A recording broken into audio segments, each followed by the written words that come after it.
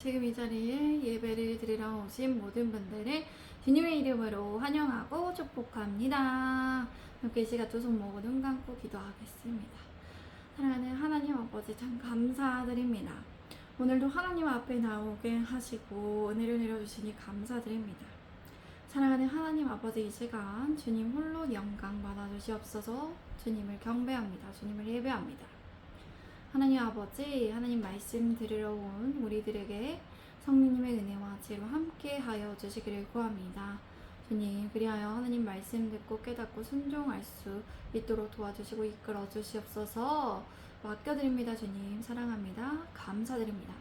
이 모든 말씀 우리 구주 예수 그리스도의 이름으로 기도드립니다. 아멘.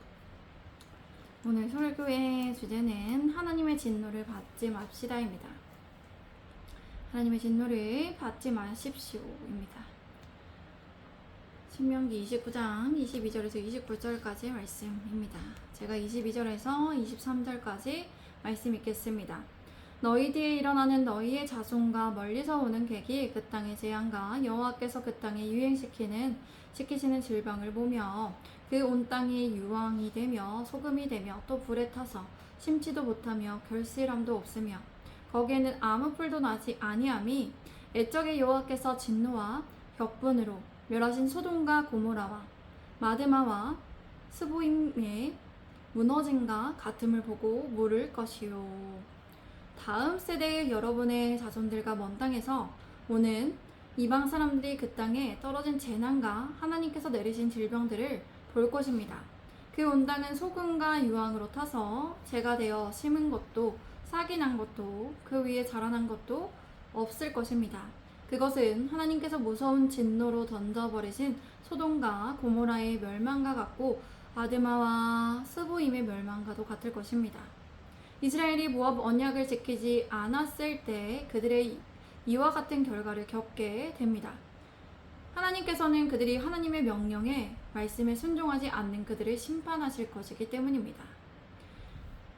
그들이 하나님의 심판으로 인해 겪게 되는 일들은 매우 비참하고도 참혹합니다. 하나님께서는 그들이 가나안 땅에서 쫓겨나게 하셔서 다른 나라의 포로로 잡혀가게 하실 것입니다. 그리고 가나안 땅은 소돔과 고모라처럼 황폐해지게 될 것입니다. 그들의 뒤에 일어나는 자손이 후손들과 멀리서 오는 이방인들은 보게 될 것입니다. 그들은 가나안 땅의 재앙들을 보게 될 것입니다. 그것은 하나님의 언약대로 불순종한 자녀들에게 진노와 질투의 불을 부으신 결과입니다. 그들이 언약을 저버리고 우상 숭배한 결과 율법책에 기록된 저주들이 그들에게 임한 것입니다. 그들은 불순종하였기에 하나님께서 그 땅에 유행시키는 질병을 보게 될 것입니다. 그들이 살았던 가나안 땅은 유황과 소금으로 불타서 식물이 자랄 수 없게 됩니다. 심지도 못하며 결실도 하지 못하고 거기에는 아무 풀도 나지 않게 될 것입니다. 가나안 땅의 황폐한 땅, 쓸모없는 땅이 될 것입니다. 가나안 땅은 황폐한 땅이며 쓸모없는 땅이 될 것입니다. 가나안 땅은 소돔과 고모라와 같이 될 것입니다. 소돔과 고모라는 유황과 불로 하나님의 심판을 받았기 때문입니다. 그리고 아드마와 스보임도 같을 것입니다. 아드마와 스보임은 소돔과 고모라와 함께 망한 곳입니다. 우리 함께 24절에서 26절까지 말씀 읽겠습니다. 시작.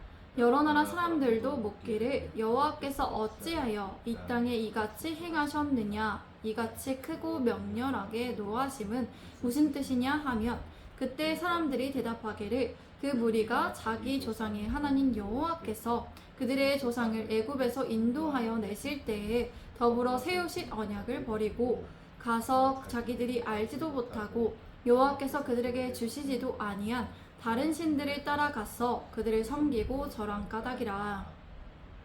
모든 민족들은 물을 것입니다. 하나님께서 이 땅에 왜 이런 일을 행하셨을까? 왜 이토록 무섭게 진노하셨는가? 그때 사람들이 대답할 것입니다.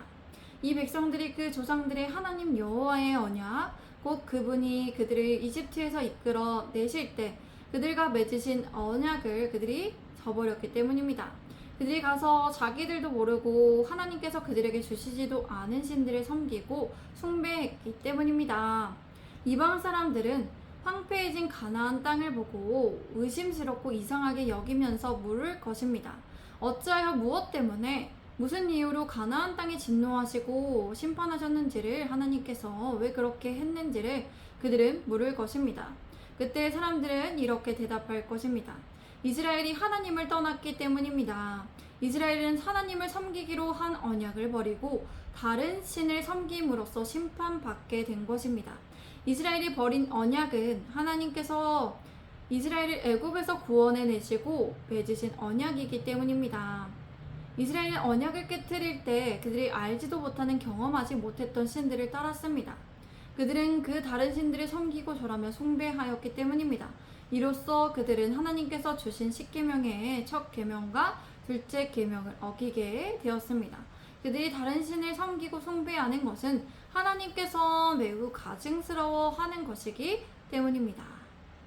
제가 27절에서 29절까지의 말씀을 읽겠습니다. 이러므로 여호와께서 이 땅에 진노하사 이 책에 기록된 모든 저주대로 재앙을 내리시고 여호와께서 또 진노와 격분과 크게 통한하심으로 그들을 이 땅에서 뽑아내사 다른 나라에 내던지심이 오늘과 같다 하리라. 감추어진 일은 우리 하나님 여호와께 속하였거니와 나타난 일은 영원히 우리와 우리 자손에게 속하였나니 이는 우리에게 이 율법의 모든 말씀을 행하게 하심이니라. 그러므로 하나님의 진노가 이 땅을 향해 타올라 그분이 이 책에 기록된 모든 저주들을 거기에서 쏟아 부으신 것입니다. 또 하나님께서 무서운 진노와 큰 분노로 그들을 그 땅에서 뿌리째 뽑으셨고 지금처럼 다른 땅에다가 던져버리셨으니 그것이 오늘과 같이 된 것입니다. 감추어진 비밀스러운 일들은 우리 하나님 여호와께 속해 있지만 율법을 계시해 우리와 우리 자손들에게 영원하게 있게 하신 것은 우리가 이 율법의 모든 말씀들을 따르게 하려는 것입니다. 하나님께서는 그들이 언약을 깨뜨리고 불순종한 것에 대해서 가나안 땅에 진노의 불로 타오르게 하셨습니다. 그들이 우상 숭배한 결과 하나님께서는 그 진노를 그들에게 나타내셨습니다. 하나님께서는 그들에게 미리 말씀하셨던 신명기에 기록된 모든 저주대로 하나님께서 재앙을 내리셨습니다. 이스라엘이 불순종한 결과 겪게 된 하나님의 심판은 얼마나 강력했는지를 28절 말씀에서 볼 수 있습니다. 하나님의 진노와 분노와 큰 화는 그들에게 자비 없이 임하게 되었습니다. 하나님의 진노의 결과는 이스라엘의 추방과 포로됨으로 나타났습니다. 그들은 다른 나라에 내던져졌습니다. 이스라엘은 이방인의 땅으로 쫓겨났습니다. 신명기의 말씀과 같이 하나님의 말씀은 이루어졌습니다. 북이스라엘은 아수르에게, 남유다는 바벨론에게 멸망당해 포로로 잡혀갔습니다. 이스라엘은 포로로 잡혀가게 되었습니다. 29절에 감추어진 일이란 아직 드러나지 않은 비밀로 하나님께 속해 있는 것입니다. 그리고 나타난 일이란 이미 계시된 것들로 우리와 자녀들에게 속해 있다는 의미입니다. 그들과 자녀들에게 속해 있는 것은 이 율법의 모든 말씀을 뜻합니다. 하나님께서는 하나님의 뜻과 의지를 율법의 말씀을 통해 알려주셨습니다. 그들이 하나님의 모든 말씀에 불순종할 때에는 그들에게 하나님의 심판이 임하게 되지만 그들이 하나님의 말씀에 순종하면 그들에게 하나님께서는 복을 주십니다. 축복해 주십니다.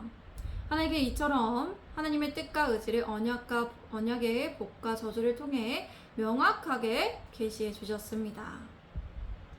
오늘 설교의 주제는 하나님의 진노를 받지 마십시오 입니다. 우리는 하나님의 언약의 말씀을 기억하고 상기시켜야 합니다. 그리하여 하나님의 진노를 받지 말아야 합니다. 하나님께서 가장 싫어하는 것을 하지 말아야 합니다. 다른 신들을 섬기고 우상 숭배를 하는 것을 멀리하고 조심해야 합니다. 세상에서 다른 것들을 섬기고 우상 숭배하는 것을 본받지 마십시오. 우리나라에는 무교가 많습니다. 그런데 무교인 세상 사람들이 신을 섬기지 않는다고 해서 우상 숭배와 다른 신을 섬기는 것과 관련이 없는 것이 아니에요. 실제로 우리 주변을 둘러보면 가한 욕심과 명예를 추구하고 성공하기 위해서 열심히 살고 바쁘게 살아가는 사람들이 굉장히 많습니다. 그런 사람들은 하나님의 뜻보다는 자신의 유익과 이익을 위해 살아가며 무분별한 삶을 살아가는 사람들이 굉장히 많을 수 있습니다. 그러한 어떠한 그런 목적이 자신이 우상 숭배인지를 알지 못합니다. 그들이 하고 있는 것들이. 그러므로 우리는 예수님을 믿어도 안 믿는 사람이 하나님보다 더 사랑하는 것이 있다고 생각하여지고 느껴진다면 어떻게 해야 될까요? 조심해야 한다는 것이요. 예수님 믿는 사람들도 그럴 수가 있어요. 믿는다고 하면서 본인이 모르는 거일 수도 있어요. 무분별할 수 있어요. 무지할 수 있습니다. 우리가 그러므로 더 선한 영향력을 미칠 수 있는지를 분별해야 합니다. 우리가 선한 영향을 미칠 힘이 있는지 지혜가 있는지를 보아야 합니다. 분별력이 있는지를. 그리고 많은 이들이 살아가는 습관을 본받지 말아야 합니다. 늘 우리가 또 기본적으로 안전장치가 있어야 돼요. 하나님의 말씀을 읽고 묵상하고 기도하며 예배하며 하나님의 은혜 안에서 살아가야 합니다. 이것이 우리가 살아가는 안전장치가 되어줍니다. 우리가 살아가는 삶의 자리 가운데에서 너무나 많은 세상의 기준과 또 여러가지 우리 자신에게 스며들고 있는 여러가지 우상숭배와 또 세상의 기준들이 우리를 또 하나님을 따르지 못하게 하기 때문에 우리가 어떻게 해야 합니까? 늘 하나님의 말씀 안에서 살아야 합니다. 그래야 우리 자신을 지켜야 합니다. 주님 안에서 우리 자신을 지킬 수 있어야 합니다. 그래야 늘 하나님만을 섬기고 하나님만을 따르는 인생을 살아가야 합니다. 이렇게 살아간다는 것은 결코 쉽지 않습니다. 그러나 주님의 은혜로 말미암아 우리가 하나님께서 우리가 죄인 되었지만 우리가 믿을 수 있는 것은 은혜예요. 우리가 우리 자신이 우리가 믿게 되었다는 것 자체가 하나님이 믿음을 선물로 주셨기 때문에 우리가 믿을 수 있는 것이기 때문에 이것이 은혜입니다. 이 은혜인 것을 아십니까?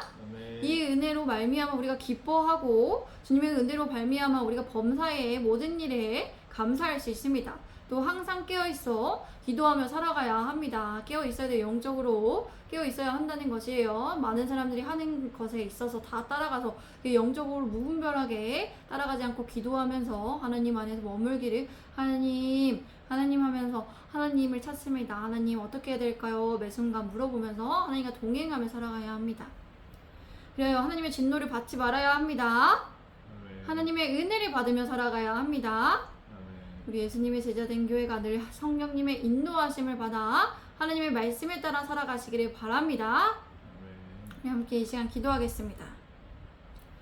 사랑하는 하나님 아버지 참 감사드립니다. 오늘도 함께하여 주시고 오늘도 주님의 은혜로 예배드리게 하시니 감사드립니다. 사랑하는 하나님 아버지, 우리 예수님의 제자된 교회가 성령님의 인도하심에 따라 늘 주님의 은혜 안에 머물며 살아갈 수 있도록 주님의 말씀을 읽고 묵상하며 우리 자신을 주님 안에서 잘 지킬 수 있도록 도와주시고 이끌어 주시옵소서. 주님을 의지합니다. 그리고 하나님의 진노를 받지 않게 하여 주시옵소서. 사랑하는 하나님 아버지, 이 시간 계속해서 기도합니다. 우리 예수님의 제자된 교회를 세워가는 것에 있어서 모든 필요한 힘과 능력과 지혜와 지식과 총명과 분별력과 은혜와 공의와 인내와 절제와 믿음과 온유와 기쁨과 재정과 물질을 풍족하게 채워주시옵소서. 평안을 충족하게 채워주시옵소서. 그리하여 주님 안에 모든 일과 관계와 절차와 감정 등이 주님 안에 잘 이루어져서 어떤 문제와 어려움 없이 예수님의 제자된 교회를 세워갈 수 있도록 도와주시고 이끌어 주시기를 주관하여 주시기를 원합니다. 주님, 어떤 문제와 어려움 없이 이루어질 수 있도록 도와주시고 주님 지켜주시옵소서. 주님 의지합니다. 주님 감사드립니다. 사랑합니다. 이 모든 말씀 우리 구주 예수 그리스도의 이름으로 기도드립니다. 아멘. 하나님께 영광의 박수 올려드립니다. 하나님 홀로 영광 받아주시옵소서. 아멘. 오늘도 예배를 마쳤습니다. 감사합니다. 함께 해주셔서 내일 뵙겠습니다. 샬롬.